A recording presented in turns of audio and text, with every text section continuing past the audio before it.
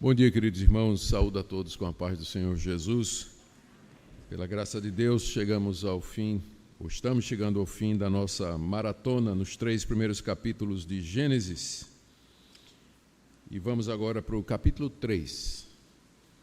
Nós faremos a leitura à medida que nós formos prosseguindo.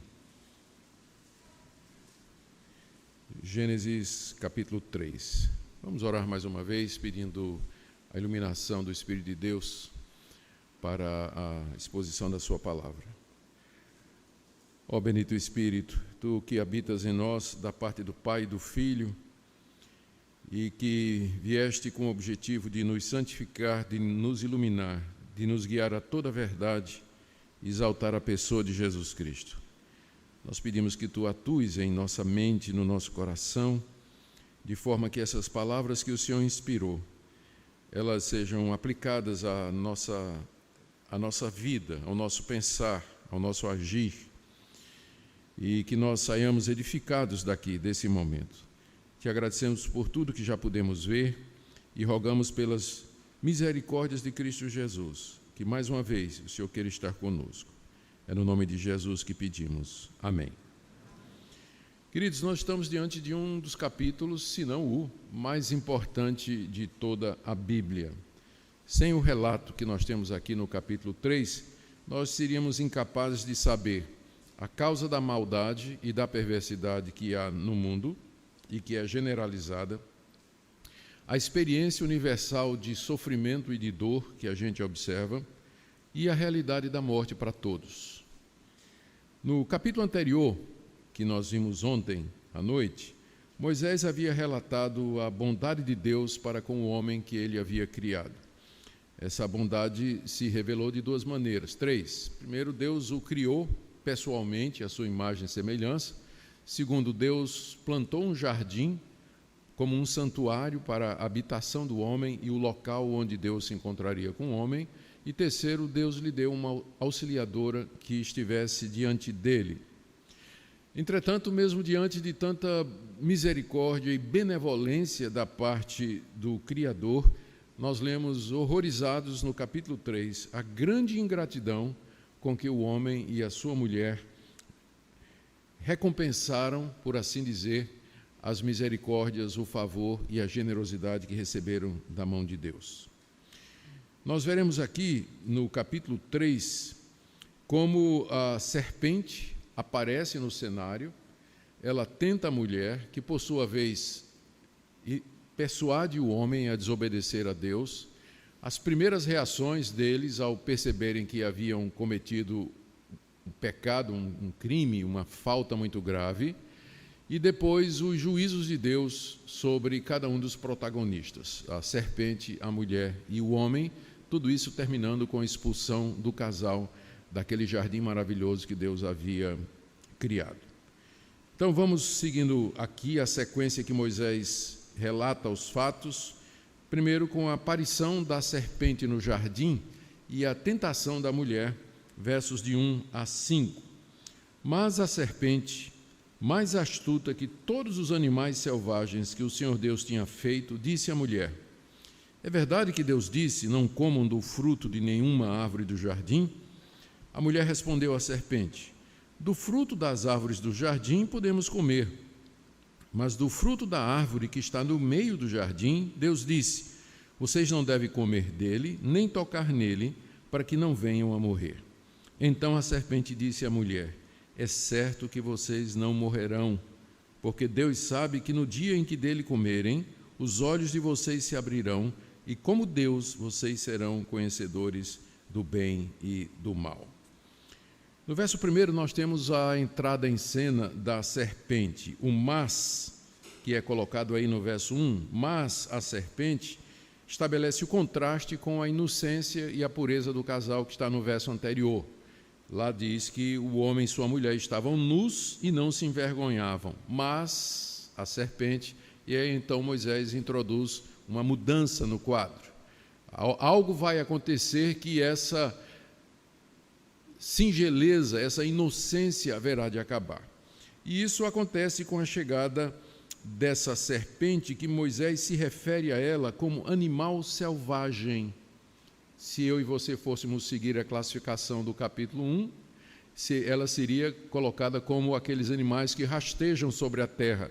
Mas Moisés a coloca como animal selvagem, o que, segundo alguns estudiosos, sugere que a essa altura ela era um bicho diferente desse que a gente conhece como cobra, que se arrasta pelo chão, uma vez que Moisés se refere a ela como nessa categoria de animal selvagem, no verso 1. Ela foi, se era um animal selvagem, ela foi criada no mesmo dia em que o homem foi criado, capítulo 1, verso 24, e a gente realmente não sabe que tipo de animal era. Só uma coisa, é que ela não estava entre os que rastejam sobre a terra, uma vez que a classificação aqui é outra. Moisés diz que ela era a mais astuta de todos os animais selváticos ou selvagens, é o que lemos aí no verso 1. Astuta quer dizer esperta, sagaz, e isso mais do que os outros. E ela havia sido criada assim por Deus. Não foi uma habilidade que ela desenvolveu depois, mas ela foi assim criada por Deus. E talvez por isso que ela foi escolhida como o canal para esse mal que agora penetra de forma sombria naquele santuário. O apóstolo Paulo, citando essa passagem, ele diz lá em 2 Coríntios, capítulo 11, verso 3, a serpente, com sua astúcia, enganou Eva, fazendo referência aqui exatamente ao verso 1, onde está dito que a serpente era a mais astuta de todos os animais selváticos. No verso 1 ainda, a serpente se dirige à mulher e começa a falar com ela. Disse a mulher, é verdade que Deus disse, a serpente disse à mulher, é verdade que Deus disse, não comam do fruto de nenhuma árvore do jardim? Nós não sabemos quanto tempo aconteceu, ou quanto tempo havia decorrido, desde o episódio do capítulo 2, da formação da mulher, a partir da costela do homem, até esse momento em que a serpente se aproxima para conversar com ela. E também não sabemos porque a serpente escolheu a mulher em vez do homem para fazer isso. Teorias machistas abundam e nós devemos rejeitar todas elas, uma vez que o texto não nos dá nenhuma explicação. Nenhuma explicação. O pessoal vai dizer que a mulher é mais volúvel, que a mulher é mais besta, que a mulher é mais fácil de enganar, de engabelar, né? Nada disso está aqui no texto, portanto, não vamos com teorias que às vezes são simplesmente machistas ou querem diminuir a mulher. O fato é que ela foi a vítima escolhida por esse animal astuto. E o fato de que essa serpente fala já é a primeira indicação de que não se tratava de um animal comum, uma vez que dos seres viventes, o único que foi criado com capacidade de comunicação foi o homem, a sua imagem e semelhança, mas eis que aparece no jardim uma serpente falante. E, mais uma vez, aquela resposta que nós sempre temos dado cabe aqui. Um bicho falando, meu amigo, se você tem problema com Gênesis 1:1, não tenho. Então, isso aqui, o Deus que do nada fez todas as coisas, qual era o problema, não é, de fazer um bicho falar? Embora, com certeza, não foi Deus que fez isso aqui.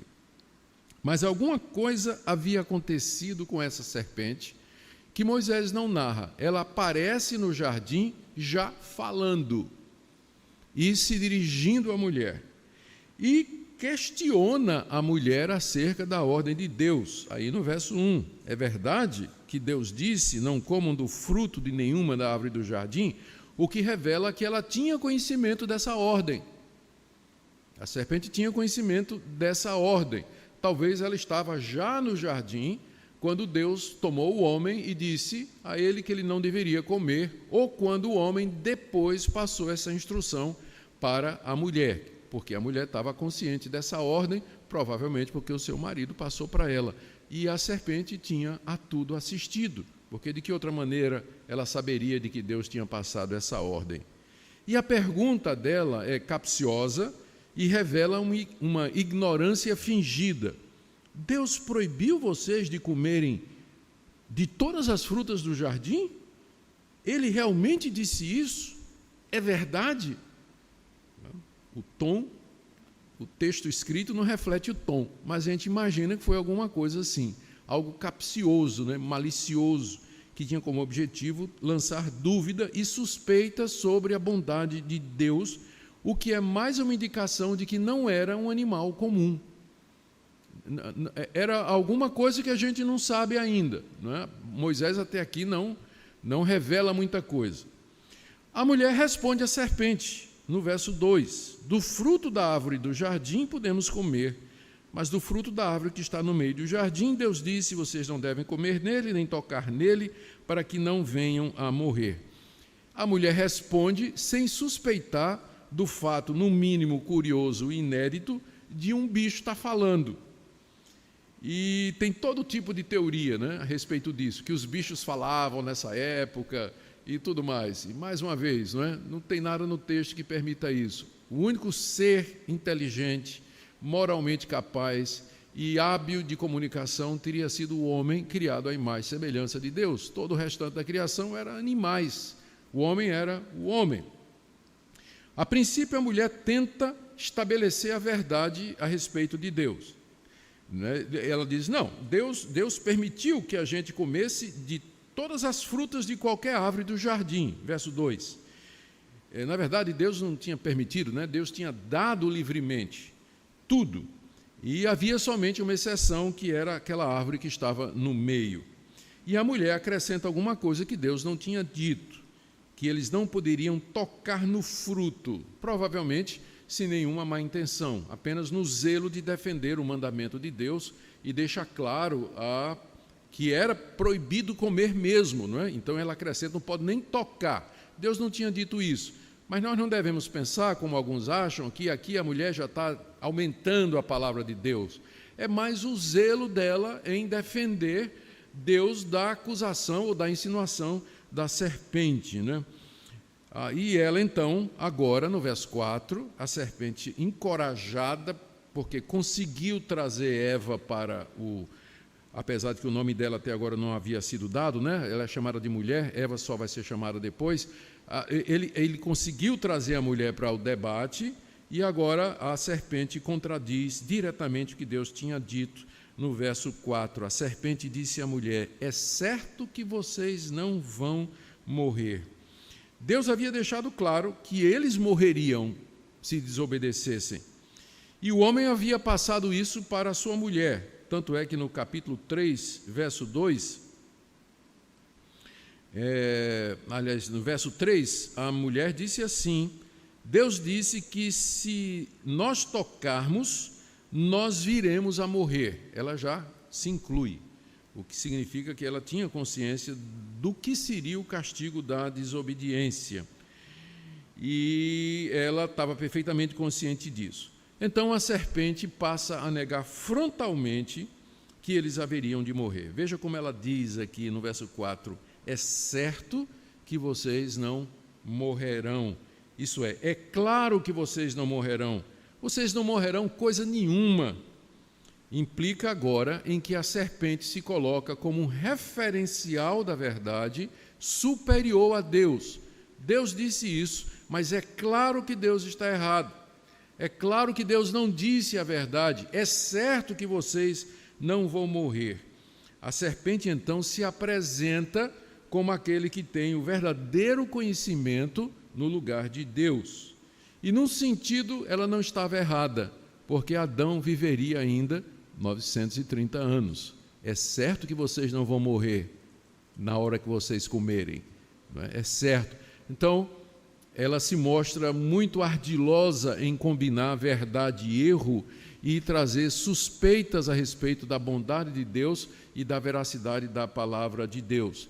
Muito embora o significado, nós já vimos ontem, é que a morte tem um espectro muito mais amplo do que simplesmente a morte física. A começar da separação de Deus, finalmente a morte e, depois de tudo, a morte eterna. A essa altura já está claro aqui na narrativa que a serpente representa algum tipo de poder inimigo de Deus, adversário de Deus, que deseja confrontar a Deus e destruir a sua obra.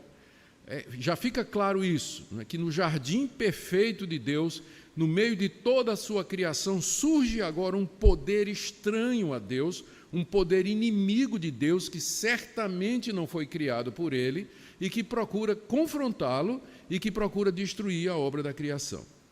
No verso 5, a serpente atribui a Deus intenções egoístas por ter negado o acesso do casal à árvore do conhecimento do bem e do mal.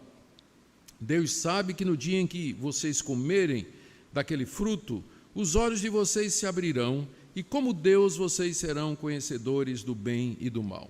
Mais uma vez, a serpente aqui usa de uma meia-verdade. Era certo que, se eles comessem, eles se tornariam conhecedores do bem e do mal. Isso aí é verdade. O próprio Deus tinha dito isso. Mas era falso que eles teriam esse conhecimento como Deus tinha e que assim seriam como Deus, que é o que a serpente está insinuando. Deus não quer que vocês sejam como eles, tendo conhecimento do bem e do mal. Eles teriam conhecimento do bem e do mal, mas não como Deus tem, porque eles passariam a conhecer o bem e o mal experimentalmente. A alma deles, a experiência deles seria tocada pelo pecado, coisa que para Deus é impossível, porque Deus, ele não tenta ninguém e ele mesmo não pode ser tentado pelo mal. Tiago, capítulo 1, fala a respeito disso. O atrevimento, o que ele está dizendo, o atrevimento da serpente é impressionante, não é? Está acusando Deus de ser egoísta, de ter motivos errados, e, mais uma vez, deixa claro que aquela serpente, ela representava um poder espiritual gigantesco, inimigo e oposto de Deus, que de alguma forma havia se infiltrado no jardim.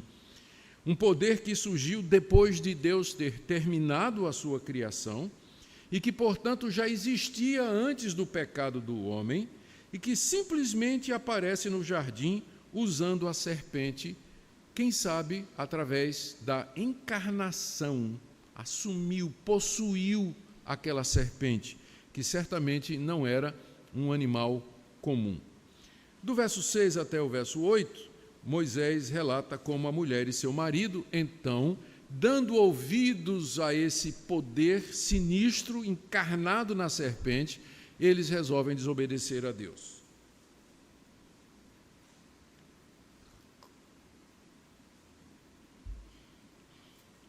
A estratégia da serpente havia de fato funcionado. A segurança dela, é certo que vocês não vão morrer. Deus tem intenções egoístas. Vocês serão iguais a Ele. Tudo isso calou fundo no coração da mulher. Ele engana a mulher, ele promete alguma coisa para a mulher que não era verdade e oculta quais seriam as verdadeiras consequências se a mulher seguisse o que a serpente propunha. A intenção da serpente a essa altura é muito clara no texto, de levar o homem a desobedecer a Deus e assim assumir o domínio da criação no lugar dele e arruinar completamente a boa obra de Deus. A mulher, então, olha para a árvore de outra maneira, porque ela já viu aquela árvore muitas vezes antes, já tinha visto aquela árvore muitas vezes antes, mas agora ela olha de outra maneira. E ela percebe duas coisas que ela não tinha percebido antes. Primeiro, que ela era igual às demais árvores do jardim que eram permitidas. Era boa para comer, deliciosa e agradável aos olhos, muito bonita e linda. Verso 6, vendo a mulher que a árvore era boa para se comer, agradável aos olhos. É claro que ela já tinha visto essa árvore dezenas de vezes antes, mas agora ela olhou e disse, mas espera aí, essa árvore que Deus proibiu que a gente comesse, qual é o problema dela? Porque ela é tão boa, é tão bonita, como as demais árvores do jardim. É uma árvore como a outra. Mas ela percebe também uma segunda coisa. Qual seria a razão para que Deus permitisse que eu não comesse? Será que a serpente está certa? A árvore, ela percebe, era boa para outra coisa, para obter conhecimento. Como diz aí o verso 6, ela percebeu que a árvore era desejável para dar entendimento ou conhecimento. Nesse ponto, ela era diferente das demais árvores, ela era desejável e, através dela, a mulher iria obter por si mesma o conhecimento do bem e do mal. e ela e o seu marido seriam como Deus. É aqui que pega, aqui nós encontramos a essência do que seria o primeiro pecado. Qual a diferença da percepção da mulher agora para as outras vezes em que ela viu a árvore? Como eu disse, ela viu muitas vezes, mas a serpente chamou a atenção para ela e questionou porque Deus havia proibido. O pecado muitas vezes é assim. Você conhece aquela pessoa durante anos e nunca teve nenhuma intenção. E de repente um dia, aquela pessoa que você conhece há tantos anos, você olha de maneira diferente. Ou então aquela coisa que você conhece, sabe que existe, de repente você olha de uma maneira diferente. E essa é uma das maneiras pelas quais o diabo, ou a serpente, por enquanto não vamos chamar de diabo, porque o nome não aparece, não é? Essa é a maneira pela qual a serpente levou Eva a desejar a árvore estava lá. Adão deve ter dito, olha, é essa daqui, ó, que a gente não pode comer. Tá bom, é uma árvore como outra qualquer. Mas a serpente disse, olha direitinho, vê como é bonita, vê como é gostosa. E além do mais, ela vai te dar conhecimento. E despertou a atenção da mulher, despertou o desejo da mulher. Pecado começa quando a gente põe os olhos onde não deve, põe a atenção onde não deve e o coração aonde não deve. É assim que ele começa, é assim que ele é gerado no coração. E foi essa a estratégia da serpente no jardim. E assim, a mulher teve vontade de comer, que ela não tinha tido antes. Ela ficou com vontade de comer daquela árvore. E desejou ser independente de Deus, autônoma, capaz de ela mesma definir o bem e o mal. E então, no verso 6, o desastre começa. Ela come, dá ao seu marido, que come em seguida. Verso 6. Vendo a mulher que a árvore é boa para comer, agradável aos olhos, árvore desejável para dar entendimento, tomou do seu fruto, comeu e deu também ao marido, e ele comeu. Algumas traduções, como por exemplo a Nova Versão Transformadora, que é uma tradução muito boa, elas trazem, e o homem que estava com ela comeu, refletindo uma antiga tradição interpretativa de que, e é possível fazer essa tradução do hebraico, de que o homem estava lá o tempo todo, estava lá ao lado dela, acompanhando a conversa. Todo aquele diálogo que aconteceu, o homem estava com ela. Então a NVT traduz, o homem que estava com ela comeu. O homem não impediu a mulher, não repreendeu a mulher, mas participou da conversa como protagonista, concordou com ela, foi tomado dos mesmos desejos e da mesma intenção, e a essa altura a mente e o coração deles já havia sido tomado pelo desejo. O ato pecaminoso veio em seguida, 4 ações sequenciais que representam o maior desastre jamais acontecido no mundo. Tomou, comeu, deu, comeu. 4 verbos em sequência que indicam a ação ou aquele momento mais tenebroso de toda a humanidade, quando o ser moral que Deus havia criado com liberdade de escolha usa o seu livre-arbítrio para a rebelião. Ali, aquilo que era somente uma tentação e que poderia ter sido resistido, se torna uma transgressão real, porque até o tomar, comer, dar e comer era uma tentação, poderia ser resistido, não macularia o coração deles, mas na hora que eles aceitam isso, na hora que eles incorporam isso e agem com base nisso, o pecado é consumado. Aqui o homem quebra aquele pacto que ele havia feito com Deus, o pacto das obras. Aqui ele e sua mulher caem daquele estado de pureza e de inocência em que foram criados e que está refletido no capítulo 4, 2, 25. O homem e sua mulher estavam nus e não se envergonhavam. Aqui eles se tornam pecadores e sua natureza santa foi poluída e manchada, todas as suas faculdades foram atingidas. Aqui eles iniciam a jornada para a morte, jornada que seria marcada pela dor, pela doença, pelo sofrimento, até que eles voltassem ao pó. Aqui eles condenam todos os seus descendentes a nascer culpados, corrompidos e já condenados à morte. Aqui eles entregam o domínio que eles tinham recebido da parte de Deus nas mãos da serpente e dos poderes que ela representa. Eles que tinham sido feitos à imagem e semelhança de Deus, eles a quem Deus havia dado o domínio de toda a sua belíssima criação, todas essas consequências de seus atos se refletem na percepção imediata do verso 7. Então os olhos de ambos se abriram e perceberam que estavam nus. Agora acabou aquele estado de inocência que nós vimos, estavam nus e não se envergonhavam.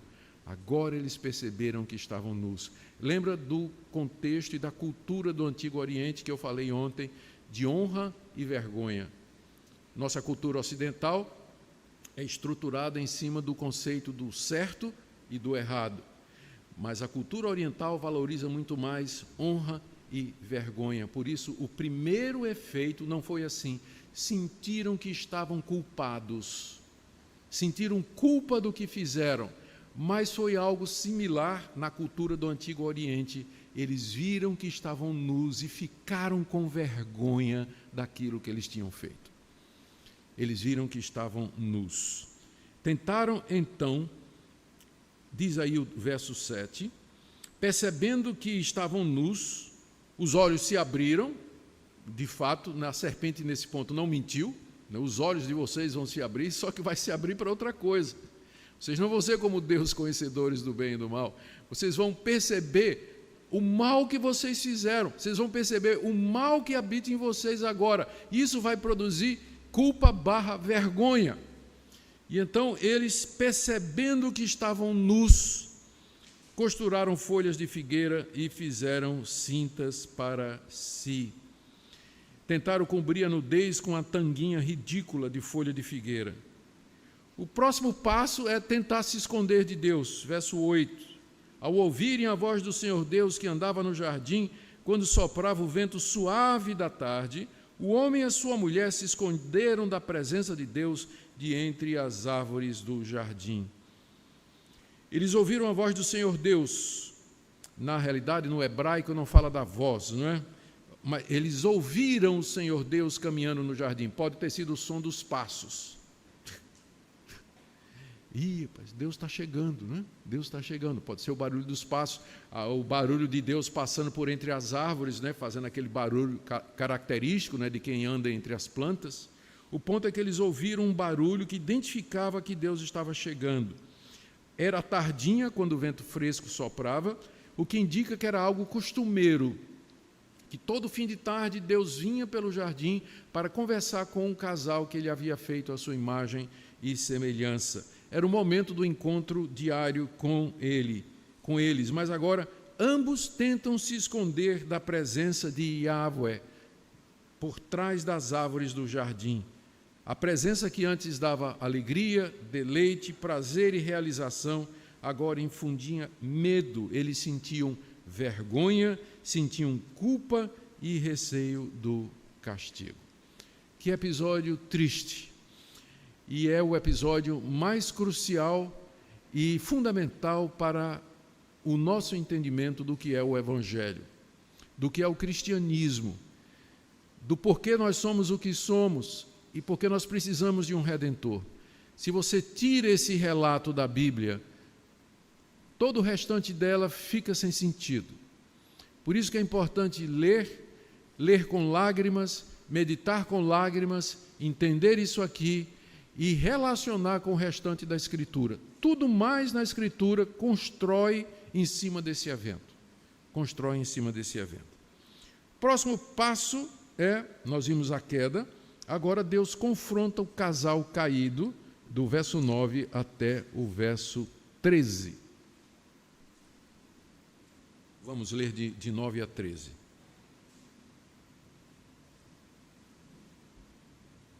O Senhor Deus chamou o homem e perguntou: onde você está?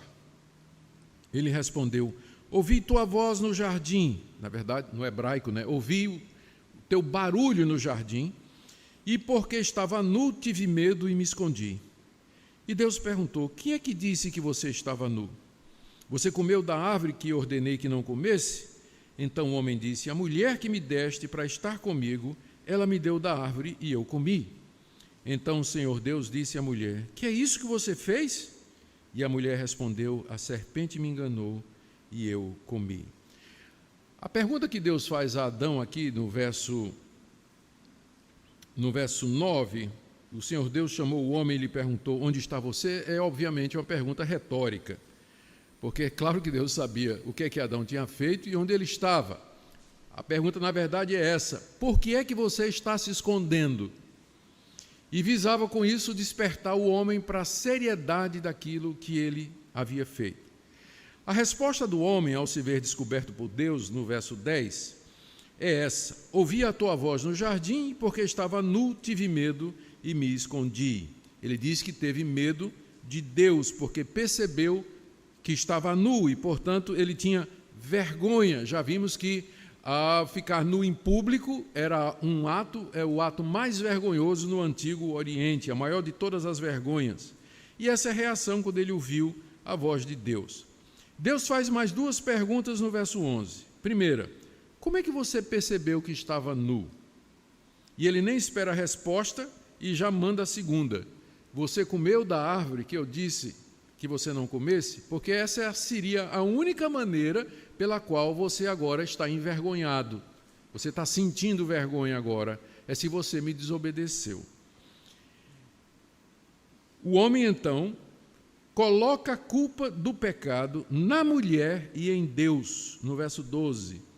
Então o homem disse, ele não negou, mas ele tentou se justificar, dizendo: a mulher que me deste para estar comigo, ela me deu da árvore e eu comi. Em outras palavras, foi a mulher que me deu do fruto. Ela me convenceu que era a coisa certa para fazer. E essa mulher foi aquela mesma que o Senhor me deu para ser ajudadora. Eu não pedi nada, eu estava muito feliz com os meus pets. E aí o Senhor inventou de um casamento para mim. E eu estava até dormindo, não tive nem participação nisso.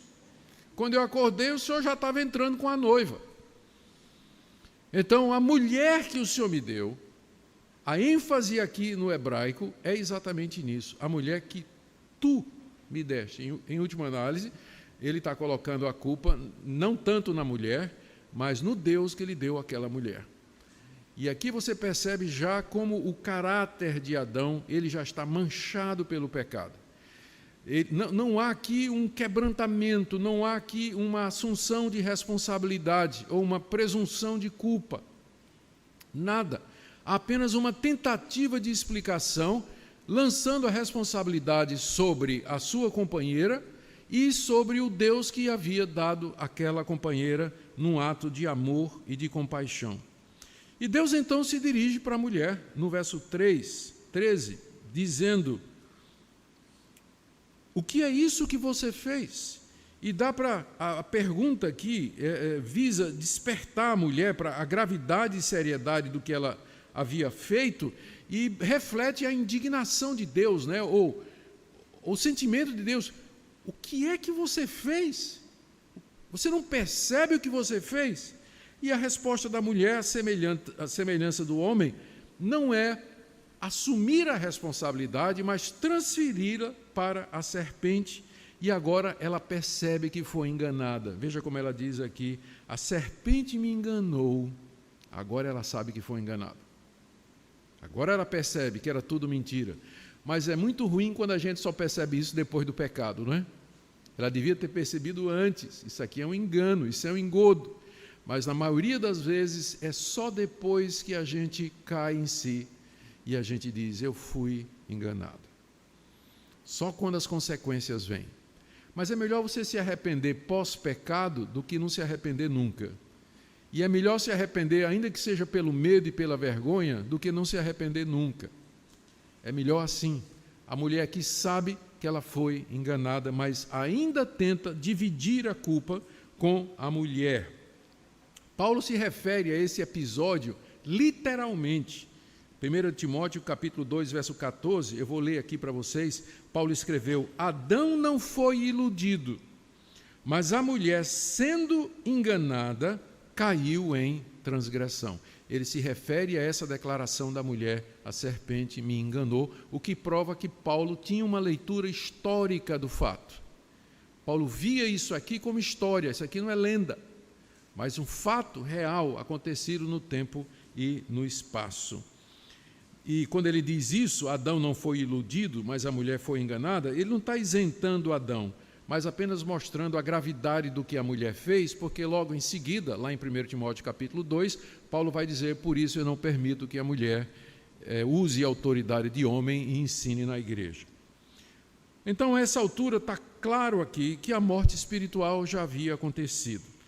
Eles estavam separados de Deus, a presença de Deus não era mais deleitosa, separados um do outro, cada um culpando o outro pelo acontecido, conhecedores do mal por experiência agora, perceberam a sua nudez, endurecidos de coração, não tem qualquer palavra de arrependimento, cheios de medo, de culpa e vergonha, fugindo daquele único que poderia perdoá-los. Que tragédia aconteceu naquele jardim. E parece que os planos de Deus fracassaram horrivelmente. Que tragédia. Vamos agora para a segunda parte do capítulo, onde vemos os juízos de Deus sobre a serpente, a mulher e o homem, na ordem inversa em que eles se tornaram culpados. A sequência da culpa foi serpente, mulher, homem, e agora a coisa vai ser tratada a sequência agora vai ser a mesma da tentação, não é? A serpente, a mulher e o homem na mesma linha em que eles caíram. Só uma aguinha antes.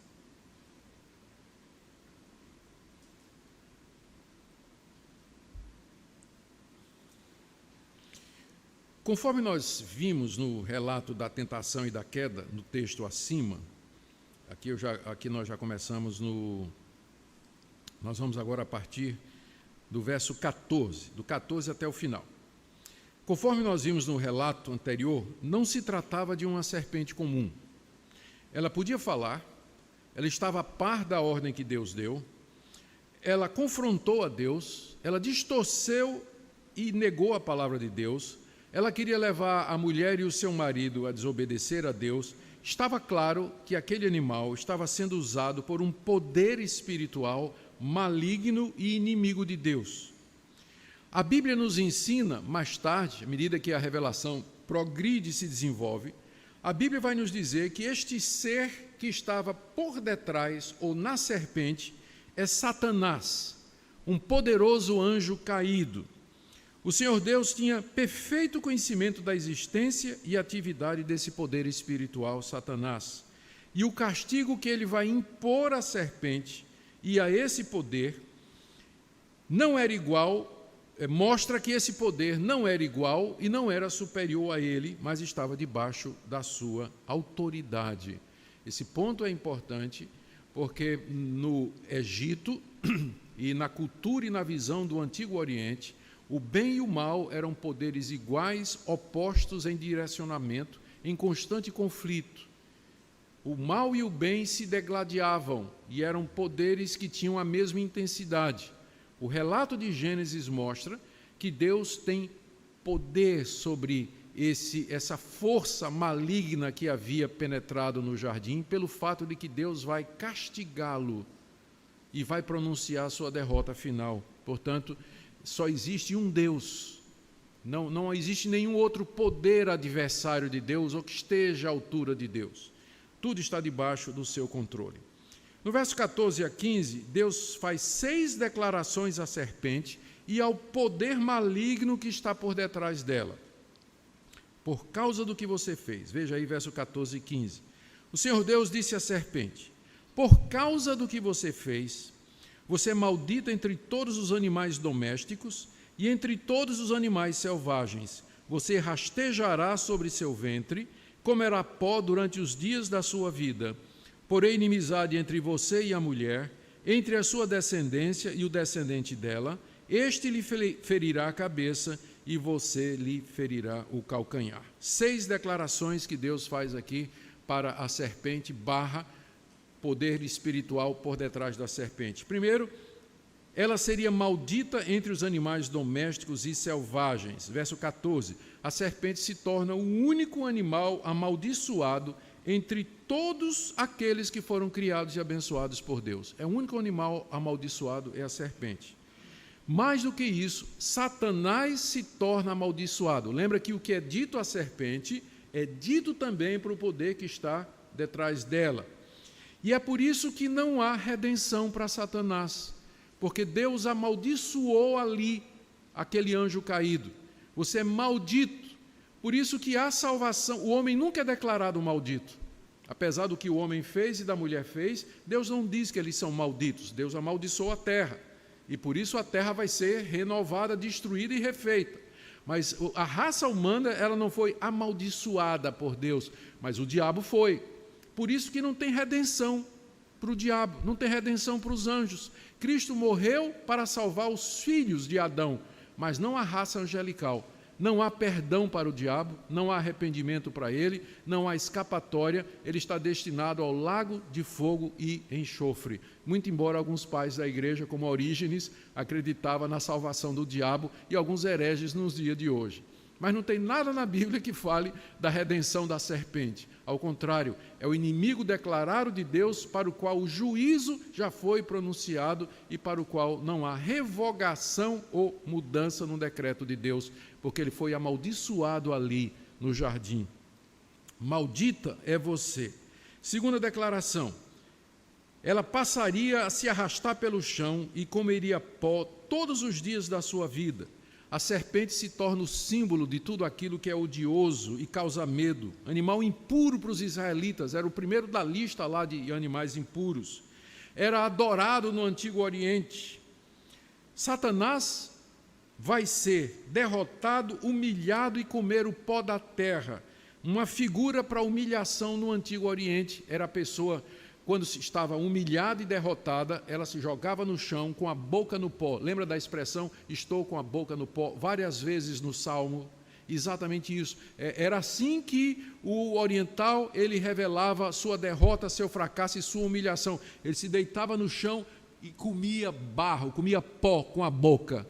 Quando Deus diz aqui para a serpente, você vai se arrastar e você vai comer pó todos os dias da sua vida, está falando também para o diabo, você vai ser humilhado, você vai ser derrotado e haverei de triunfar finalmente sobre você. Terceiro, Deus coloca inimizade entre a serpente e a mulher, no verso 15, que é o que nós conhecemos como sendo o proto-evangelho, a primeira anunciação do Evangelho de Jesus Cristo. Verso 15, porém inimizade entre você e a mulher, entre a sua descendência e o seu descendente, este lhe ferirá a cabeça e você lhe ferirá o calcanhar. Inimizade significa uma hostilidade que leva ao conflito, à guerra, uma guerra que visa destruir o adversário. Seres humanos em geral têm medo de cobras e serpentes e sempre procuram matá-las. Existem exceções. Tem gente que gosta de cobra, que cria cobra, que anda com cobra amarrada no pescoço, mas com certeza isso é muito estranho. Não tenho nada contra você se tem algum que gosta de cobra aqui. Tá? Não tenho nada contra você, mas que é estranho né? Existe um instinto, um medo natural, né? Uma hostilidade natural entre o ser humano e a serpente.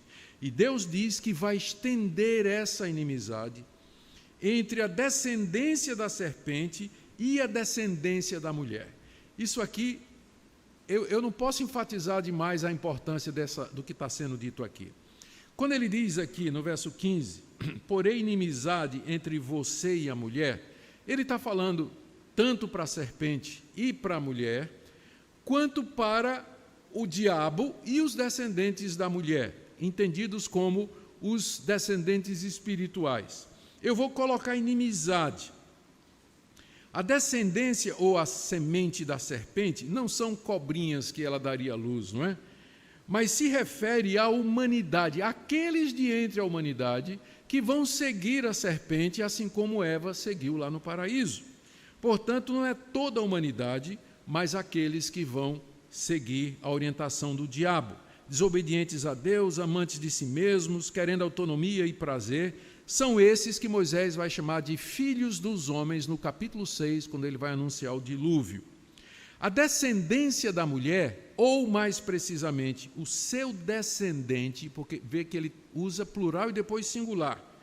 Ele diz no verso 15, porém inimizade entre você e a mulher, entre a sua descendência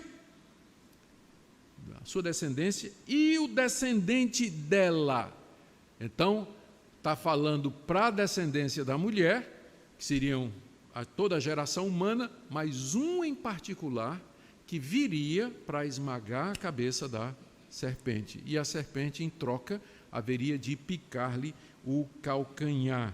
Alguém da descendência da mulher haveria de fazer isso. Serpentes são mortas pelo esmagamento da cabeça.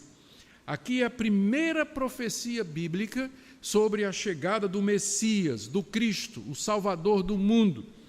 Este aqui lhe ferirá a cabeça, é singular e se refere a um descendente especial, específico, que nasceria da mulher, aquela que foi enganada pela serpente. Olha a ironia. Satanás, você enganou a mulher, mas o descendente da mulher vai esmagar você como juízo sobre o que você fez. Vai lhe desferir um golpe fatal, mortal, irreversível na sua cabeça. A sexta declaração está aí no verso 15 ainda. A serpente haveria de ferir o calcanhar do descendente da mulher, o mesmo calcanhar que haveria de esmagar a sua cabeça. E é geralmente onde as cobras picam os seres humanos, não é? No calcanhar ou na parte baixa da perna. Significa que esse descendente da mulher haveria de sofrer nas mãos de Satanás antes de esmagar a sua cabeça definitivamente, o que é uma profecia acerca do sofrimento e da morte do Messias antes do seu triunfo sobre os poderes do mal. Portanto, o que nós temos aqui no capítulo 3, verso 15, é o chamado proto-evangelho. É o primeiro anúncio das boas novas e é feito nesse contexto do maior de todos os conflitos do mundo, o conflito que vai definir toda a história. Esse conflito entre a descendência da serpente e a descendência da mulher, os filhos dos homens seduzidos por Satanás e os filhos de Deus, é o tema que vai dominar o restante de Gênesis. A partir daqui, a humanidade se bifurca entre os filhos da mulher, a santa semente, que tem a esperança da chegada do Messias, e os filhos dos homens, primeiro através de Caim e Abel, mas aí Caim, que é da descendência da serpente, mata a descendente da mulher, que é Abel. Deus dá um no lugar de Abel, que é Sete. Caim é expulso e começa a sua própria linha na região de Nod, onde ele começa uma cultura. E dos seus descendentes vem Lameque, que é o primeiro polígamo, que mata um homem como Caim matou. Os seus filhos começam a desenvolver a civilização, metalurgia, música e tudo mais. E para o lado de Sete vem Enos, que renova o culto a Deus. Vem Enoque, o primeiro profeta, e que foi levado aos céus. E finalmente Noé, que vai ser o único que vai escapar do grande dilúvio que veio. De Noé se bifurca outra vez a humanidade, 3 filhos, a descendência, a linha da esperança vai de Sem. De Sem vem Abraão, vem Isaque, vem Jacó, vem a nação de Israel, vem o rei Davi, e dele vem José e Maria, de onde vem o Cristo. Toda a história bíblica é o desenvolvimento dessas duas linhagens em antagonismo. E uma tentando sobrepujar a outra. A semente da serpente tentando destruir a esperança. Herodes mandando matar as crianças, por exemplo, numa tentativa de acabar com a linhagem da semente santa. Então, é por isso que eu disse, esse capítulo 3 é provavelmente o capítulo mais importante de toda a Bíblia, porque ele vai estabelecer o curso da história da redenção. Ele vai mostrar do que é que a Bíblia trata. O tema da Bíblia é esse, a história da redenção, de como Deus cumpre essa promessa de que viria alguém da mulher que esmagaria a cabeça da serpente. E já aconteceu, nós vivemos 2000 anos depois daquilo que o apóstolo Paulo disse, que Cristo, Deus mandou seu filho, Gálatas 2, mandou seu filho, nascido de mulher, nascido sob a lei. Nascido sobre a lei. Interessante que na genealogia de Jesus, em Lucas, Lucas começa falando de José, vai subindo, aí passa em Noé, a Sem, vai chegando até dizer filho de Adão e filho de Deus, estabelecendo uma linhagem direta entre Deus e a própria pessoa do Senhor Jesus Cristo. Muito bem, isso foi só o verso 15, eu acho que não termina hoje de manhã, vou perder o avião, viu, Cleiton? Deixa eu correr aqui. O castigo da mulher. Isso foi a palavra que Deus deu à serpente, não é? Agora o castigo da mulher, rapidamente. No verso 16. E a mulher, ele disse, aumentarei em muito os seus sofrimentos na gravidez. Com dor você dará à luz filhos. O seu desejo será para o seu marido e ele te governará. Apesar da mulher ter colocado a culpa na serpente, Deus não a considerou inocente, não é? Deus não comprou isso. E ele então pronuncia 2 castigos sobre a mulher. O primeiro está relacionado com os filhos que ela haveria de ter. Os sofrimentos da gravidez seriam aumentados, suas dores seriam multiplicadas. Não é que ela já tivesse tido filho antes, como alguns acham, porque nós teríamos então 2 tipos de seres humanos, uma linhagem sem pecado e uma linhagem com pecado. Tem nada na Bíblia que diga que antes disso aqui eles tiveram filhos. O que o texto está simplesmente dizendo é que depois do pecado, as dores que ela sentiria normalmente tendo filhos seriam muito maiores do que antes. Ela daria à luz filhos em meio a muita dor. Aquele que esmagaria Satanás viria através dela, mas agora seria marcado por sofrimento por causa do pecado. E aqui Moisés, lembra da audiência, Moisés está explicando para os israelitas a razão pela qual o nascimento de filhos é tão doloroso para a mulher. Isso é o que a gente chama mais uma vez de, decorar o termo, etiologia. É uma literatura, é um gênero literário que tem como objetivo explicar um costume, ou uma prática, ou um uso. Por que as mulheres têm tanta dor para dar à luz o filho, antes da cesariana, né? Como é que as mulheres têm tanta dor ao dar à luz filho? A resposta de Moisés: isso aqui foi castigo de Deus sobre as mulheres, porque a primeira mulher desobedeceu a Deus. Ela enganou seu marido, comeu do fruto e precipitou a todos na miséria. O segundo castigo da mulher está relacionado com seu marido num trecho que é muito difícil de interpretar. Ele diz aqui, o seu desejo será para o seu marido e ele a governará.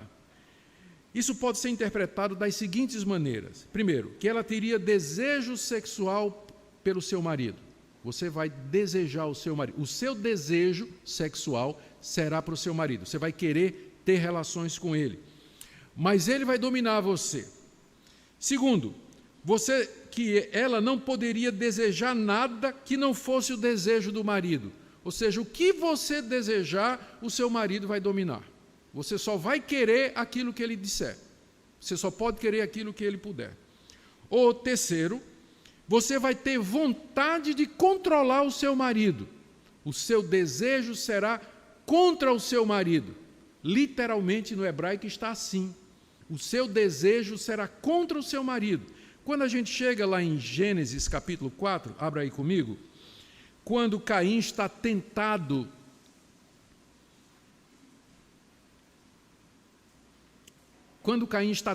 a matar Abel, olha o que é que Deus diz para ele aí, Gênesis 4, verso 7. Se você fizer o que é certo, não é verdade que você será aceito? Mas se não fizer o que é certo, eis que o pecado está à porta à sua espera. O desejo dele será contra você, mas é necessário que você o domine. É a mesma estrutura no hebraico. E qual é o sentido aqui? Que o desejo do pecado é controlar Caim, mas cabe a Caim controlar o pecado. Então, por inferência, a melhor interpretação dos estudiosos é que Deus está dizendo para a mulher: o seu desejo, a sua tendência vai ser dominar o seu marido. Você vai ter vontade de dominar. Sou eu que mando aqui no casamento, mas cumpre a ele dominar você. Eu não preciso perguntar a vocês se essa é a melhor interpretação. Quem é casado vai concordar totalmente. De fato, pastor, essa é a interpretação que mais bate com a realidade, não é? A mulher sempre tenta controlar. E boa parte da briga de casal sou pastor há quase 40 anos, atendendo gente, boa parte de briga de casal é exatamente esse. O desejo pelo controle, quem é que manda, quem é que tem a última palavra? E você tem mulheres que querem dominar e homens que se deixam dominar. Então, essa falta de equilíbrio ou de harmonia entre os papéis de cada um traz esses desbalanceamentos no casamento. Mas o castigo aqui foi esse, não é? A sua natureza, e em que sentido é castigo? Porque a mulher não é isso que ela quer, mas o impulso da natureza dela é dominar sobre o marido. Ela não quer isso. Então, a luta, nesse sentido que é um castigo, ela vai passar o casamento todo se lembrando, eu tenho que ser submissa, eu tenho que obedecer, eu tenho que acatar meu marido, ele está todo errado, ele só faz o que é errado, mas eu tenho que me submeter a ele. Então, esse é o castigo da mulher. Esse é o castigo dela, né? O seu desejo será contra o seu marido, mas ele vai dominar você. Ele vai dominar você. Antes da queda, Deus já tinha estabelecido esses papéis diferentes, não é? Quando ele criou primeiro o homem e depois a mulher como auxiliadora, já estava claro que eles têm, embora iguais, mas eles têm papéis diferentes. Ao homem cabe a liderança e a mulher ser a sua auxiliadora. Mas isso agora ficou agravado depois da queda. Aquilo que antes seria um prazer, uma alegria para a mulher, de ser submissa, ajudadora, estar como que diante do seu marido, agora é uma luta no seu coração. O pecado agravou esses papéis que foram dados antes da queda e que teriam sido realizados com tanta tranquilidade. Agora vamos para o castigo do homem, caminhando já para o fim, verso 17 a 19. E Adão disse, por ter dado ouvidos à voz de sua mulher e comido da árvore que eu havia ordenado que não comesse, maldita é a terra por sua causa, em fadigas você obterá dela o sustento durante os dias da sua vida. Ela produzirá também espinhos e ervas daninhas, e você comerá a erva do campo. No suor do rosto você comerá o seu pão, até que você volte à terra, pois dela você foi formado, porque você é pó e ao pó voltará. Deus começa declarando a base para o castigo no verso 17, dizendo assim, por ter dado ouvidos à voz de sua mulher. Você deu ouvidos à voz da sua mulher em vez de dar ouvidos à minha. E, né, mesma coisa, Ananias e Safira. Lembra do episódio? A mulher deveria ter dado ouvido à voz de Deus e não do marido. Concorreu com ele no pecado. Então a gente é casado, mas não é cúmplice. A gente é casado, mas não é cúmplice. A nossa lealdade primeiro é a Deus, tanto da mulher quanto do homem. Então, porque você deu ouvidos à voz da sua mulher, aí vem o castigo, não é? Então, eu geralmente ouço minha mulher, que geralmente ela está mais certa do que eu. E das vezes que eu não quis ouvir minha mulher, eu entrei pelo cano, porque geralmente ela tinha razão. Mas nem sempre. Nem sempre. Então, casado não significa cúmplice. E preciso fazer o discernimento entre o que é obedecer a Deus e obedecer aos homens com muita cautela. Deus começa dizendo, seu castigo é esse que você ouviu a voz da mulher, porque eu disse que você não comesse da árvore e você preferiu obedecer o que ela disse. Como resultado dessa decisão, as seguintes consequências haveriam de acontecer. Primeiro, verso 17, a terra vai ser amaldiçoada, maldita é a terra por tua causa. Ou seja, ela não mais vai se sujeitar ao seu domínio. Você vai obter o sustento dela em meio de muita fadiga, verso 17. Você vai ter que trabalhar duro para conseguir o que comer, em contraste com o jardim onde você tinha de tudo, Adão. Árvores frondosas, frutos, cereais, grãos, tudo do bom e do melhor, livremente dado para você. Seu castigo agora é que você vai arar o campo, você vai para a roça, e nem sempre a roça vai dar o que você deseja, você vai ter que suar, você vai ter que gemer nessa terra que está amaldiçoada por conta do seu pecado. A terra, além disso, produziria espinhos e ervas daninhas, verso 18, e você vai comer a erva do campo. Eu já disse que ontem, que foi aqui que o piqui surge, né? Espinhos e ervas daninhas. Então, a terra agora brota um tipo de vegetação que não tinha antes da queda. Antes, tudo que brotava da terra era para o homem comer. Agora vai brotar cardos, abrolhos, espinhos, todo tipo de erva daninha que vai dificultar o trabalho do homem, que vai fazer com que se torne ainda mais árduo, que ele, com muita dificuldade, ele separa o joio do trigo. Não só, antes só tinha o trigo, agora tem o joio. Também, como resultado da sua desobediência, você vai comer a erva do campo e o pão com o suor do seu rosto, verso 19. O seu trabalho vai ser pesado, você vai ter que suar em contraste com aquilo que você vivia no jardim. E isso vai acontecer, verso 19, até que você volte à terra, porque você foi formado dela, você é pó, e ao pó voltará. Aqui Deus, na arrogância do homem, o que é que o homem queria quando comeu do fruto? Ser igual a Deus. Aqui Deus diz, você é pó, você não sabe de onde eu tirei você? Você não sabe de onde você veio? Você é pó. E você, por conta da sua arrogância, que você quis ser como eu, como seu Criador, que lhe ordenei o que fazer, eu vou mostrar a você a sua verdadeira natureza. Você vai voltar de onde eu lhe tirei. E aqui Adão é rebaixado, por assim dizer. Ele é rebaixado, é colocado no seu devido lugar. Que é exatamente isso que Deus tem que fazer antes que a gente se converta. Para que a gente seja salvo, Deus tem que colocar a gente no devido lugar. E Ele faz isso de várias maneiras: dor, sofrimento, angústia existencial, quebrantamento, vazio no coração, desespero profundo, convicção de pecado, vergonha. Deus tem muitas maneiras de nos colocar no nosso devido lugar. Mas sem que Ele faça isso, você nunca vai entender por que é que você precisa de um Salvador. Enquanto você achar que você é como Deus, que você tem o controle, que você está no domínio, que você sabe o bem, que você sabe o mal, você vai estar nessa condição aqui. Mas, quando Deus nos põe no nosso lugar, nós estamos prontos para ser crentes. O R.C. Sproul, ele tem um comentário aqui, que ele diz: a ironia de tudo isso, a terra que foi criada para ser dominada pelo homem, agora torna a sua vida mais difícil e, ao final, vai engolir o homem. Vai engolir o homem. Essas declarações e castigos revelam que Deus planejava levar adiante o seu propósito original ao criar o homem e a mulher, somente que agora com muita dor e sofrimento, já que o pecado havia entrado no mundo. Deus não desistiu do plano original. Se espalhem, multipliquem-se, encham a terra, construam uma cultura, façam uma civilização, criem um povo para o meu louvor. Deus não desistiu desse propósito, só que agora isso seria feito com muita dor, com muito sofrimento, muita angústia, e levando finalmente à morte. Terminando o capítulo 20 a 24, agora é rapidinho. Deus expulsa o homem do jardim, 20 e 24.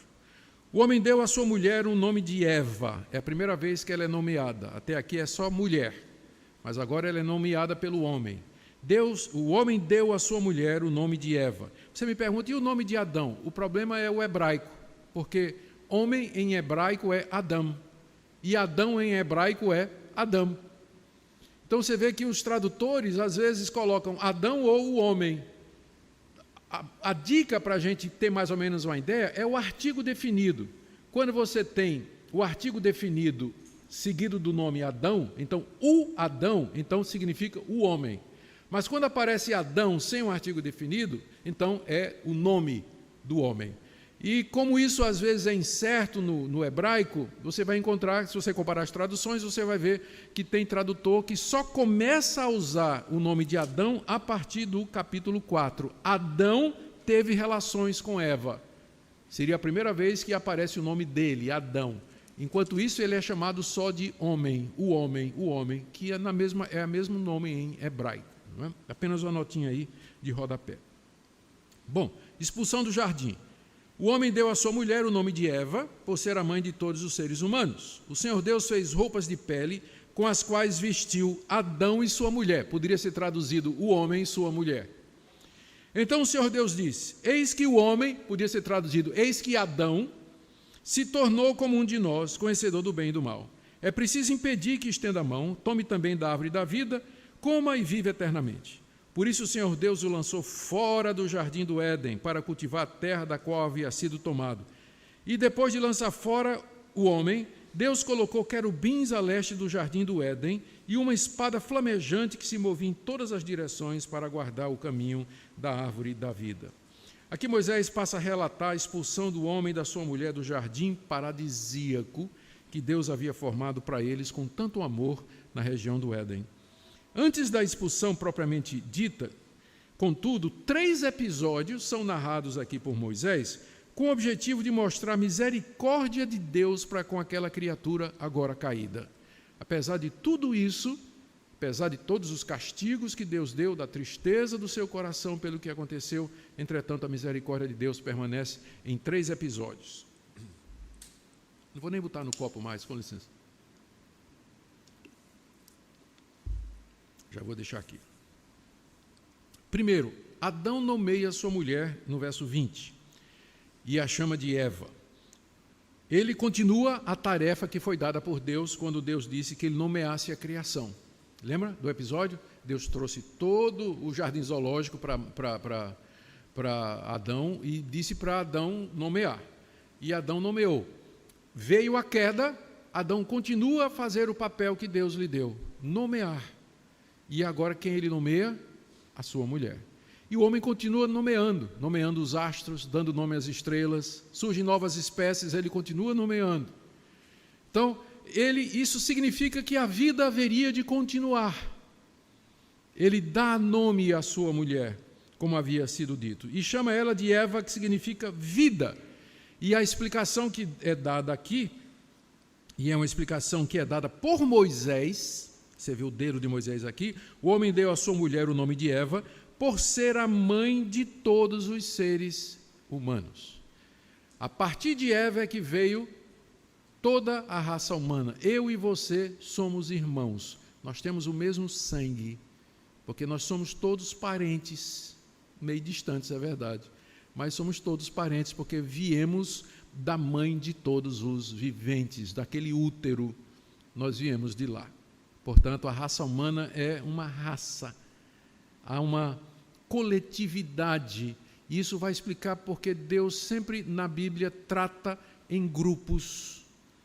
Deus abençoa os pais e os seus filhos até a 3ª e 4ª geração. Deus castiga a maldade dos pais nos filhos até tantas gerações. Então, essa coletividade, essa solidariedade que nós temos, o pecado de um é o pecado de todos.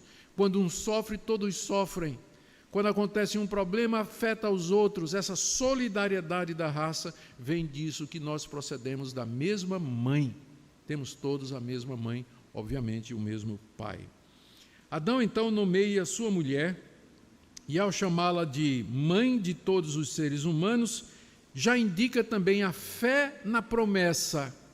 A fé na promessa, a expectativa de que viria o descendente prometido que derrotaria o mal.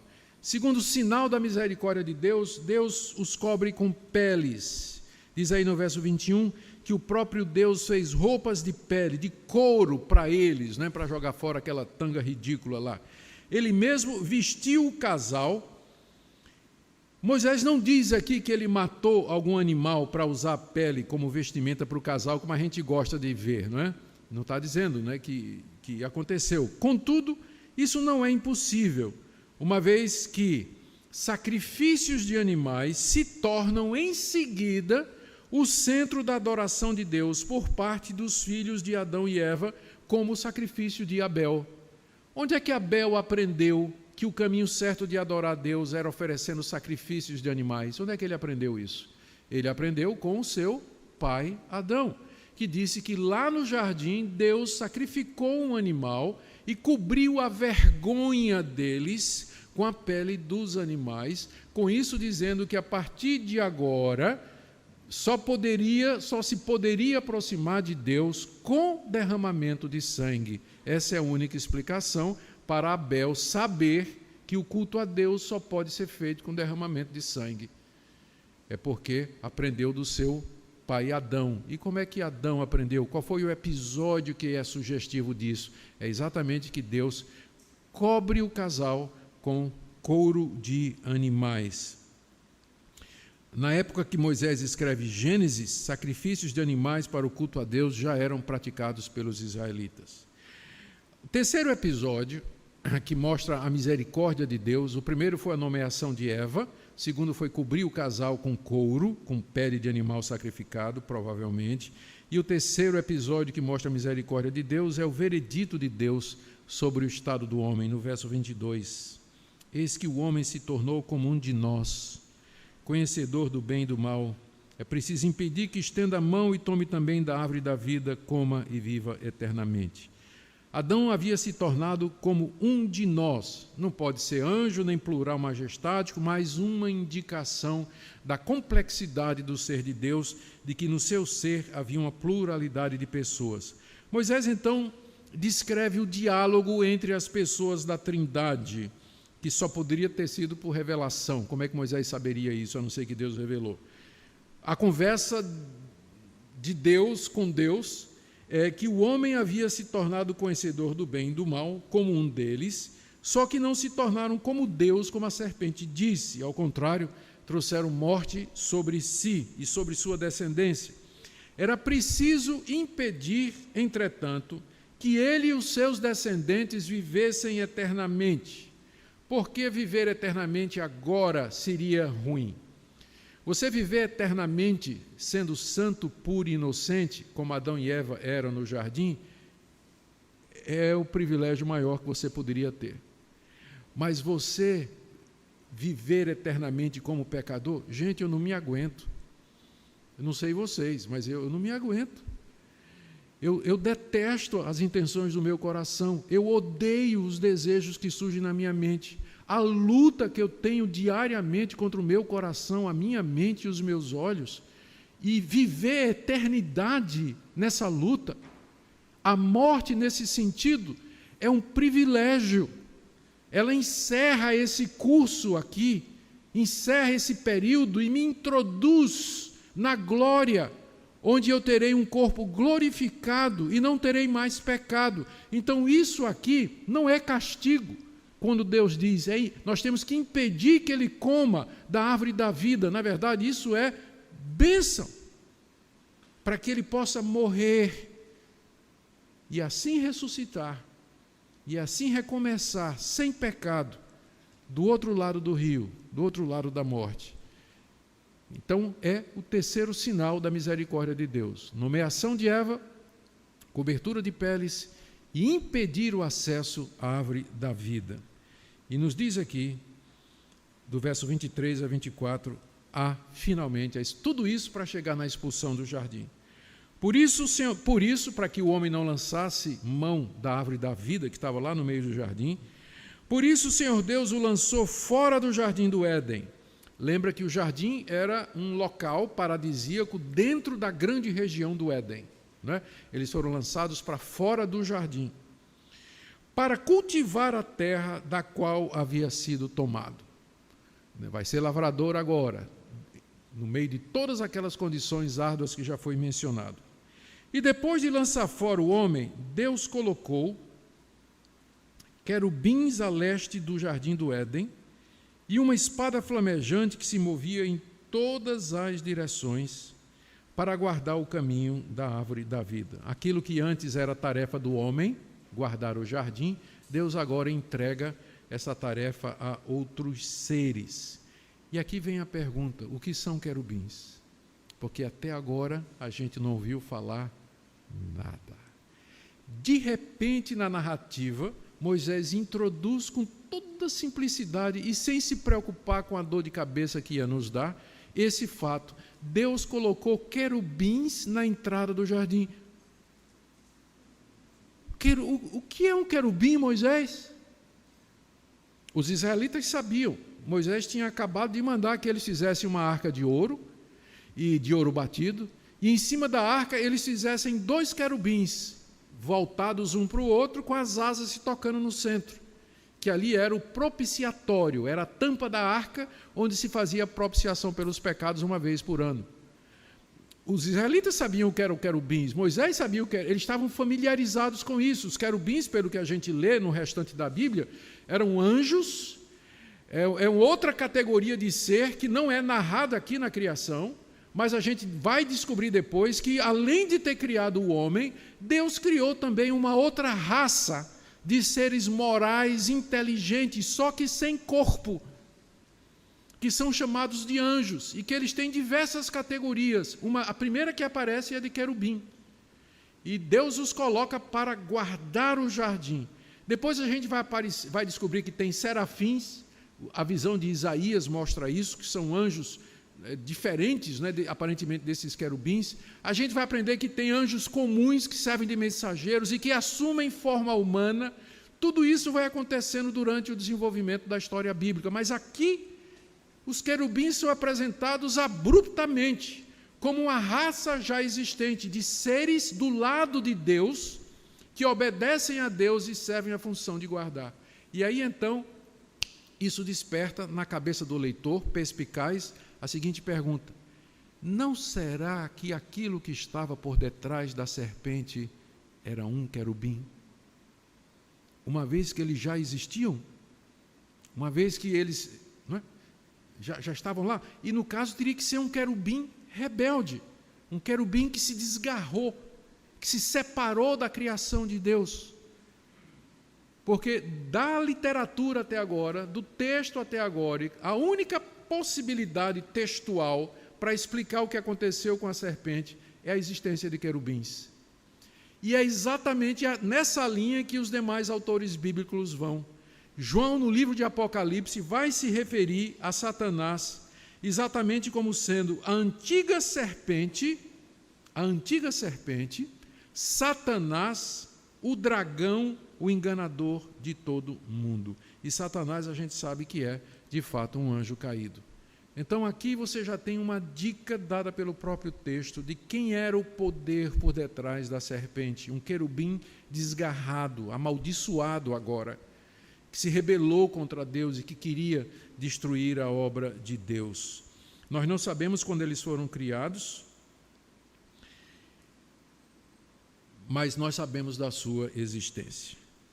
O que Moisés queria ensinar aos israelitas ali no Jordão? Primeiro, o mundo original criado por Deus já não existe da mesma forma. Queridos, esse mundo que nós vemos agora, esse mundo onde nós vivemos, ele não é o mesmo que foi criado por Deus. Ele é o mesmo em termos de os elementos, o que o constitui, tudo o que neles há, mas o funcionamento dele não é o mesmo, aquela harmonia, aquela paz, aquela beleza, isso tudo foi manchado, foi amaldiçoado. A terra é inimiga do homem, o clima é inimigo do homem, o tempo é inimigo do homem, a comida é inimiga do homem, o homem é inimigo do homem, Deus é inimigo do homem, querubins malditos são inimigos do homem. Isso aqui não é o que Deus criou. Nós vivemos fora do jardim.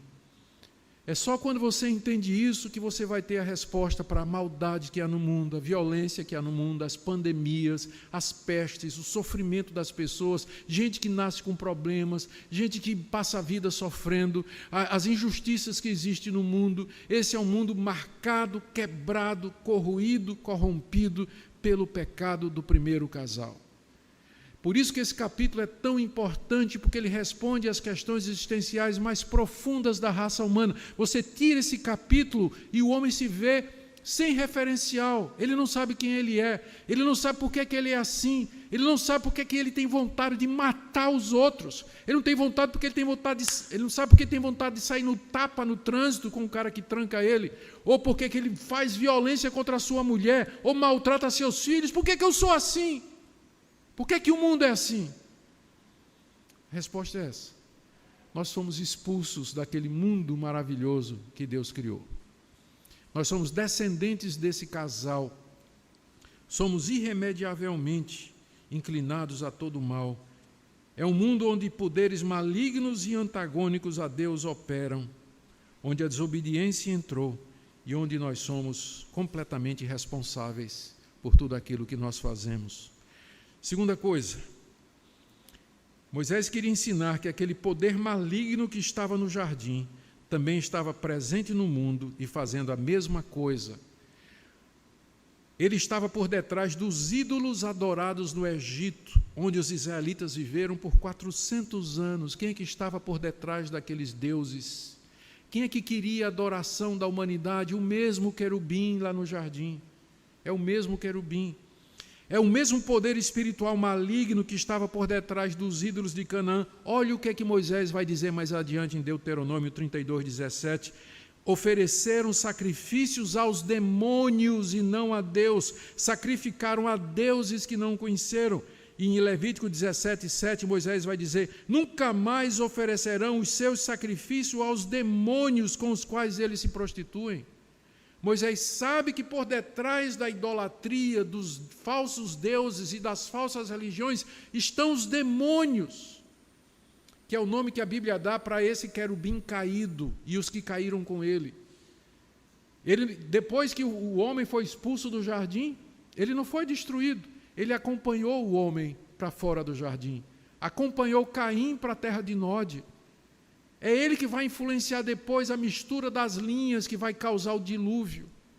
A nossa guerra é uma guerra espiritual, é isso que o apóstolo Paulo disse. É por isso que Cristo, no começo, ele teve que ser tentado pelo diabo, porque ele teve que vencer Satanás, uma vez que o primeiro Adão caiu debaixo da tentação de Satanás. É tanta conexão que o tempo não dá para falar aqui. Mas por esse capítulo você tira a Bíblia toda, você tem aqui a visão programática agora do que é que a Bíblia é. A Bíblia é o desenvolvimento disso aqui. A Bíblia é o desenvolvimento de 3,15, a descendência da mulher que virá esmagar a cabeça da serpente. É isso que é a Bíblia. E é isso que é a igreja, e é isso que nós somos aqui. Queridos, louvado seja Deus que nós vivemos numa época em que essas promessas já se cumpriram. O descendente da mulher já veio. Ele esmagou a cabeça da serpente na cruz. Ele já, sabe aqueles plásticos que o pessoal bota atrás do carro? Está amarrado? Teologia perfeita. Há 2000 anos, quando ele veio e esmagou, deu um golpe fatal na cabeça da serpente. Não precisa nem amarrar mais, né? Já está amarrado. Assuma isso, né? Eu vou até dizer, se aposse disso, né? Usando a linguagem, né? Se aposse dessa verdade, que está amarrado mesmo, já foi vencido. Triunfou o nosso Cristo, vamos segui-lo. Amém?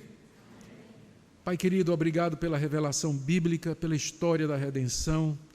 Obrigado que o Senhor nos dá entendimento para compreender aquilo que o Senhor misericordiosamente nos revelou. Pedimos um restante de dia abençoado.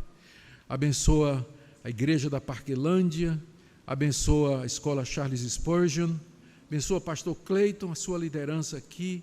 Livra-nos, ó Deus, do querubim maldito, que quer destruir, uma vez que ele não pôde mais destruir o filho da mulher, mas quer destruir aqueles que o seguem. Livra-nos do mal e guarda-nos. Nos prepara para o dia do Senhor amanhã. Em nome de Jesus. Amém. Queridos, mais uma vez, muito obrigado. Aproveito para agradecer ao pastor Cleiton a oportunidade. E, pastor, minha voz acabou, viu? Eu não sei se o senhor dá perguntas e respostas, mas minha voz acabou. E, mais uma vez, eu vou dizer, considere-se todos cumprimentados, beijados, abraçados. Eu vou botar minha máscara e manter o distanciamento social, porque eu sou velhinho, não é? E quero viver ainda alguns anos para pregar esse evangelho maravilhoso, tá bom? Deus os abençoe.